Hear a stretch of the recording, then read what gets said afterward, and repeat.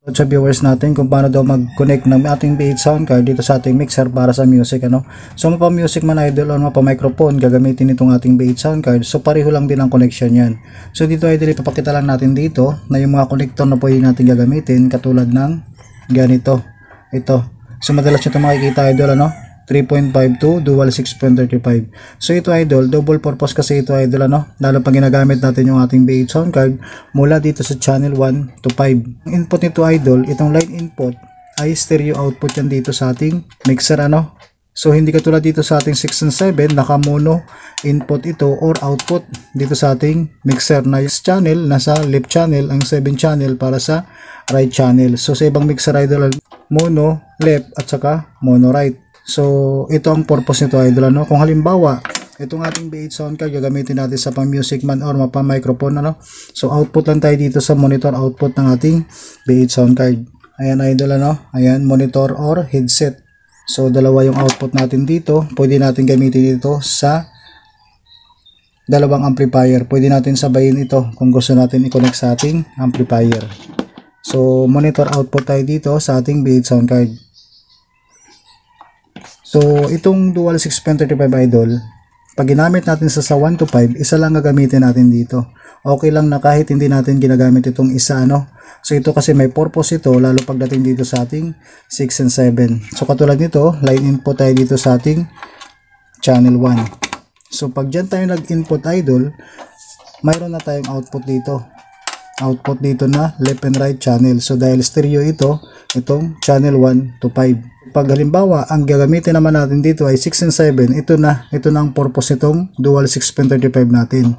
So kung halimbawa, ano, dito tayo mag-input ng ating music or pang microphone man, na may kasamang microphone or music, dito sa 6 and 7. So kailangan dalawa ang mayroon tayo ditong input para sa output ng ating dalawang channel, left and right channel. So yan sa idol, ano.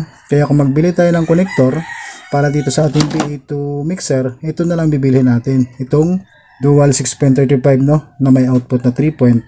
So makakatipid tayo ng ganyan, ano. So itong single, pwede naman ito idol lalo pag gumagamit tayo ng wireless microphone.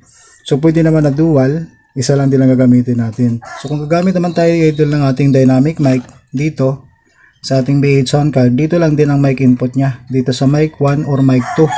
So gagamit lang tayo ng 3.5 input or PL ng ating microphone. So mayroon naman tayo nabibili na XLR to 3.5 para sa ating microphone dito sa ating B8 sound card. So kung halimbawa mga idol, gagamitin naman natin itong ating wireless microphone papunta rito sa ating B8 sound card. So ganito lang siya idol, ano. Output lang tayo sa ating wireless receiver. So, katulad nito idol, itong ating wireless receiver, ano. So gagamit lang tayo dito ng ganito. Katulad ng sinabi ko kanina, pwede naman dual 6.35, ano. Pwede yung isang gagamitin, yung isa iset aside na lang natin. Katulad nito, ano. Pero ito, pwede naman itong single. So output tayo dito sa output ng ating wireless receiver. Itong 3.5, ito yung i-input natin dito sa ating microphone input ng ating B8 sound card.